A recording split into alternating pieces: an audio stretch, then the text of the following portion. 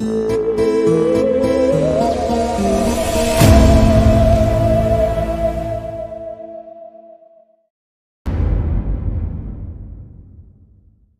ही पल सुगना की आत्मा वहां प्रकट हुई।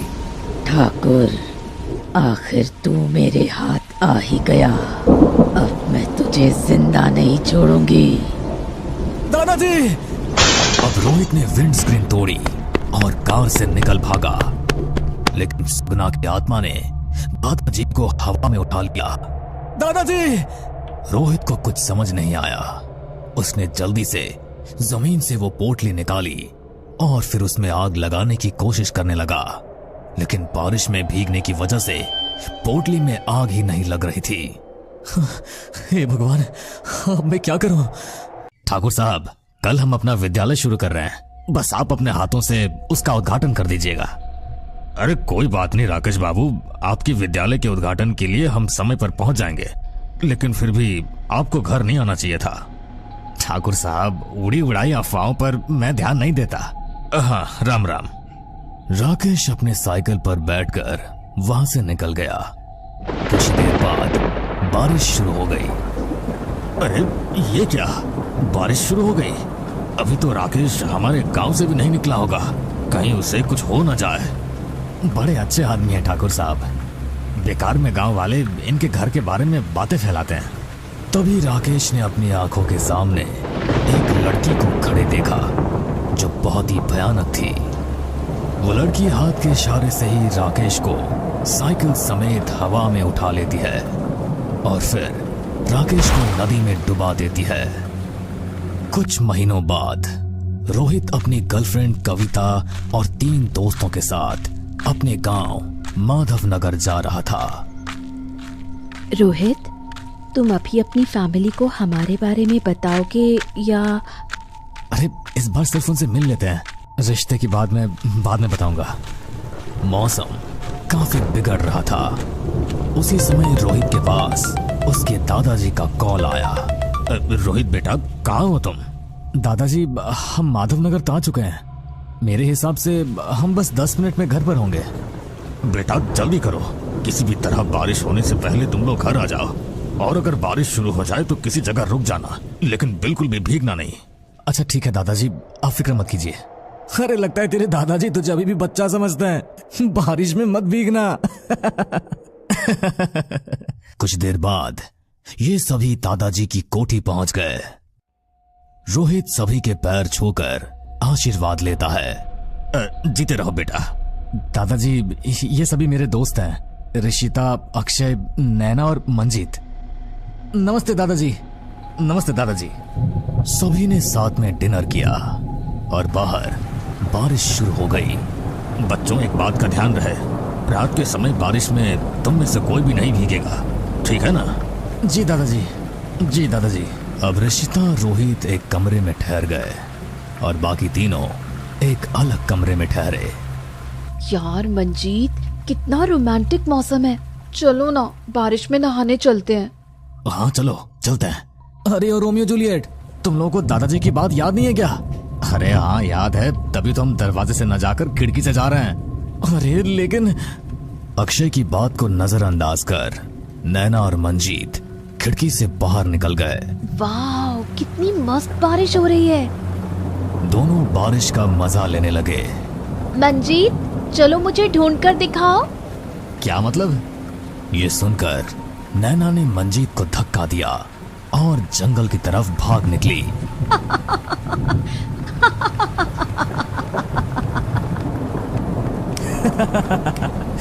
तुमको तो मैं यूं ही पकड़ लूंगा। मंजीत भी उसके पीछे हो लिया। नैना काफी आगे निकल आई थी। देखो तो सही, ये कहाँ रह गया? नैना एक पेड़ की ओट में छिपी उसको देख रही थी। उसे खबर भी नहीं थी कि जंगल के अंधेरे में 2 लाल चमकती आंखें उसे घूर रही थी।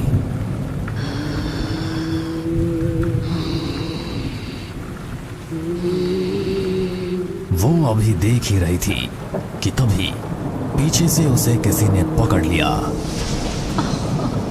ओहो, मैं तुमको पीछे देख रही थी और तुम मुझसे भी आगे आ गए। नैना ने मुस्कुराते हुए कहा। इस तरफ मंजीत भी नैना को ढूंढता फिर रहा था। अरे कहाँ भाग गई ये पागल? तभी उसे पाजेब की छन छन सुनाई दी। उसने उस तरफ देखा तो एक लड़की बारिश के पानी में भीगती हुई आगे बढ़ रही थी। उसकी हल्की सी साड़ी से चमकता हुआ उसका गोरा बदन मंजीत को मदहोश कर रहा था। आप कौन है? उस लड़की ने बिना पलटे ही जवाब दिया। आइए आइए ना, दोनों साथ में भीगते हैं। उसने मंजीत का हाथ पकड़ा और उसे भगाकर घने जंगल में ले गई। अरे कौन हो आप? आपका हाथ तो बहुत ठंडा है। और तुम भी बहुत ही गर्म हो मेरी जान। उसकी भयानक आवाज सुनकर मंजीत चौंक पड़ा। तभी बिजली कड़की और मंजीत को उसकी भयानक शक्ल नजर आई। उसका चेहरा नीला पड़ा हुआ था, होंठ सफेद थे और आंखें लाल अंगारों की तरह चमक रही थी। मंजीत उससे बचने के लिए घर की तरफ भागा, लेकिन उस लड़की ने मंजीत का पैर पकड़ा और उसको तेजी से घसीटकर जंगल की तरफ ले गई। इस तरफ नैना भी मंजीत को ढूंढने की कोशिश में थी। चारों तरफ सन्नाटा छाया हुआ था। बारिश की बूंदें जिस्म पर किसी कंकर की तरह लग रही थी। बार बार बिजली के कड़कने की आवाज भी माहौल को डरावना बना रही थी। मंजीत! नैना धीमे कदम आगे बढ़ा रही थी। तभी ऊपर से उसके सामने कोई चीज आकर गिरी। उसकी सांसें रुक सी गई जब उसने पाया कि वो गिरने वाली चीज मंजीत की बिना गर्दन की लाश थी। मंजीत! नैना उसकी लाश के पास बैठकर रोने लगती है। तभी एक भयानक दिखने वाला आदमी उसके सामने आया और उसने एक ही झटके में नैना की गर्दन उसके धड़ से अलग कर दी। सुबह अक्षय की आंख खुली तो उसने कमरे में अपने आप को अकेला पाया। अरे बाप रे, लगता ये दोनों पूरी रात वापस नहीं आए। वो कमरे से निकला और सबको इकट्ठा कर उसने सब कुछ बता दिया। अरे तुमने उन्हें जाने क्यों दिया? हमने सभी को बारिश में भीगने से मना किया था ना। दादाजी, मैंने उन्हें रोकना चाहा, लेकिन वो खिड़की से कूदकर भाग गए थे। दादाजी ने देर नहीं की और गांव के लोगों को छानबीन में लगा दिया। दोपहर तक उनके जंगल में मंजीत और नैना की लाश मिली। बरगद के पेड़ पर नैना और मंजीत की गर्दनें लटकी थी और शरीर जमीन पर पड़ा था। नैना, रोहित। अपने दोनों दोस्तों की ऐसी मौत देखकर इन तीनों की आंखों से आंसू निकल पड़े। अब रोहित के दिल में हजारों सवाल उठने लगे। उसने अपने दादाजी से बार बार सवाल किया तो उन्होंने उस राज को खोला। बेटा, आज से 20 साल पहले मेरा एक छोटा भाई महेश गांव की एक बंजारन से प्यार कर बैठा था। हम ठाकुर थे, इसलिए हमें उनकी मोहब्बत से ऐतराज था। मैंने महेश को उसी के कमरे में बंद कर दिया था और उस बंजारन को भी उससे मिलने के लिए मना कर दिया था। बंजारन की याद में उसने खाना पीना सब कुछ छोड़ दिया था। जब बारिश का मौसम आया तो वो बहुत ज्यादा दुखी रहने लगा। सुगना, हम दोनों किस तरह से बारिश में भीगा करते थे और अब तो तुमको देखे हुए भी महीने गुजर गए। जैसे जैसे बिजली कड़कने की आवाज आती उसके दिल का दर्द भी बढ़ता जाता। अब उसने तेज में आकर खिड़की तोड़ी और सुगना से मिलने उसी जगह पहुंचा जहां वो मिला करते थे। सुगना अभी भी वहीं बैठी थी। सुगना, महेश! दोनों ने एक दूसरे को गले लगा लिया। एक दूसरे से मिलकर दोनों बहुत खुश थे। उनकी आंखों से खुशी के आंसू बह रहे थे, लेकिन उनकी ये खुशी ज्यादा देर तक नहीं टिकी। मैं उसी समय अपने कुछ आदमी और गांव वालों के साथ वहां पहुंच गया। हमारे मना करने के बावजूद भी तुमने ये गलती की महेश। भैया, मुझे आपसे कोई रिश्ता नहीं रखना। हम दोनों इस गांव से दूर चले जाएंगे। आपकी इज्जत पर कोई आंच नहीं आएगी। कृपया हमें अलग मत कीजिए। बहुत उमंग है ना एक होने की। हम तुमको जिंदा नहीं छोड़ेंगे।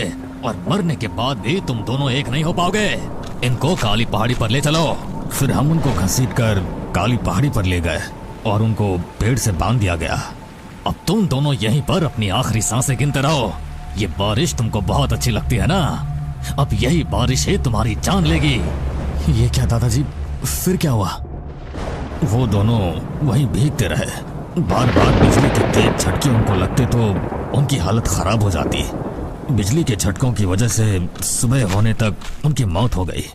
उसके बाद दिन में जाकर हमने उन दोनों की लाशों को उन्हीं पेड़ों के नीचे दफन कर दिया और फिर एक तंत्र क्रिया करवाई जिसमें तांत्रिक ने एक पोटली बनाकर उन दोनों पेड़ों के बीचों बीच दफना दी, जिससे मरने के बाद भी उनकी आत्माओं का मिलन न हो सके।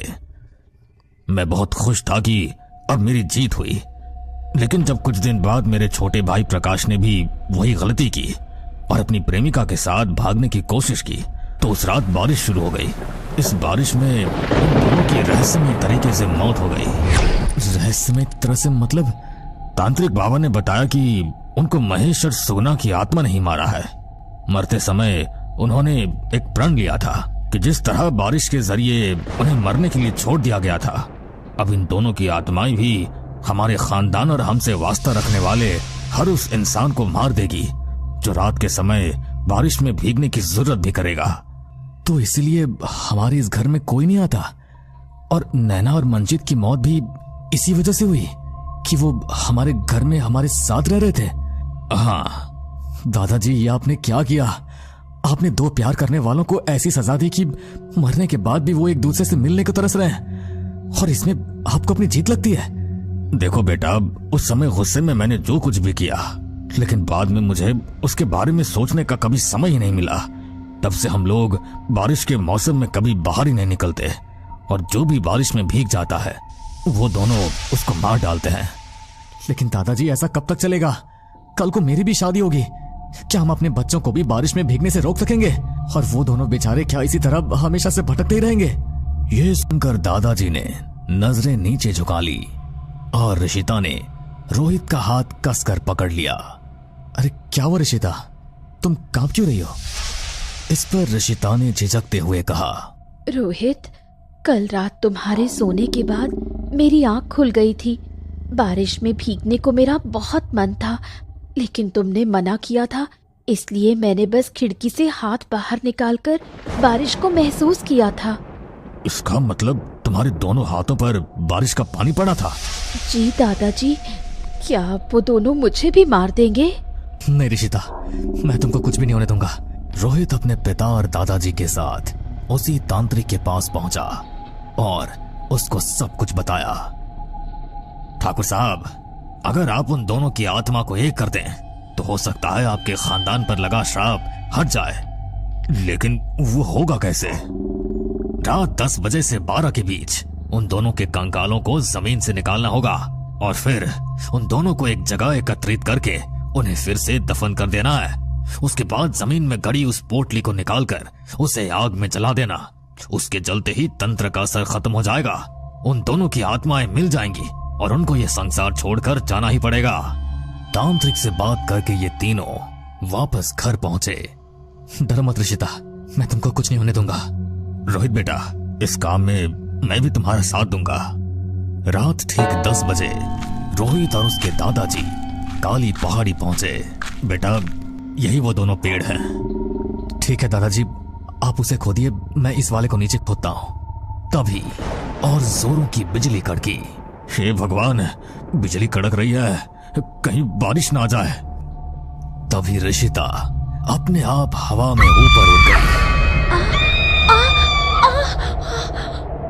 ये कुछ कर पाते इससे पहले ही ऋषिता तेज हवा के साथ एक कमरे में पहुंच गई और दरवाजा खटाक से बंद हो गया। ऋषिता बेटा, ऋषिता बेटा। ये दरवाजे को खोलने की कोशिश करने लगे और कमरे से ऋषिता की चीखने चिल्लाने की आवाजें बाहर आने लगी। इस तरफ रोहित और दादाजी फावड़े की मदद से खुदाई कर रहे थे। काफी मेहनत के बाद आखिरकार दोनों को उनके कंकाल नजर आने लगे। शुक्र है भगवान का।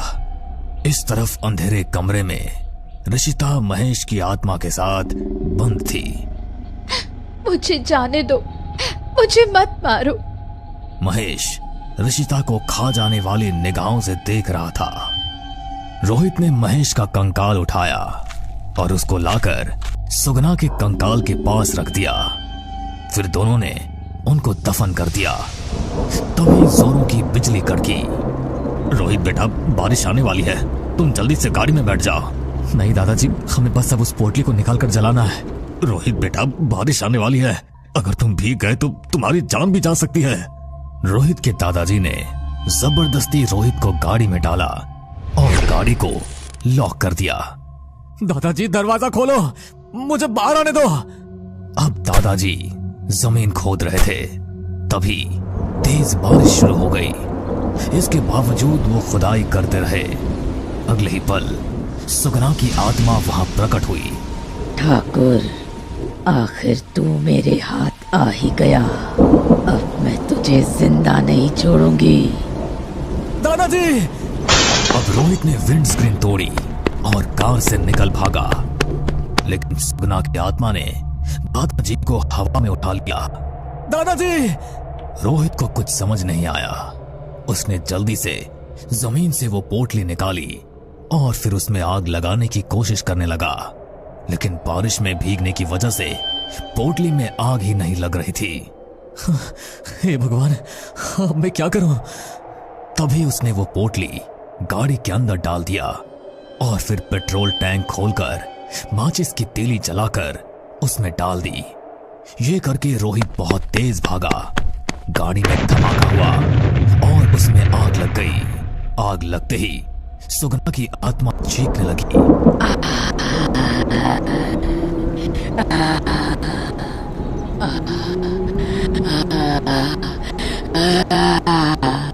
दादाजी जमीन पर आ गिरे। इस तरफ महेश की आत्मा ने भी ऋषिता को छोड़ दिया। बेटा, तुम ठीक हो? महेश की आत्मा सुगना की आत्मा से मिली। दोनों के चेहरे पर एक खूबसूरत मुस्कान थी। वो दोनों अब अपने खुशहाल अवतार में आ गए और आसमान की ओर चले गए। रोहित दादाजी के साथ घर पहुंचा तो ऋषिता को सही सलामत देखकर उसने उसे कस के गले लगा लिया।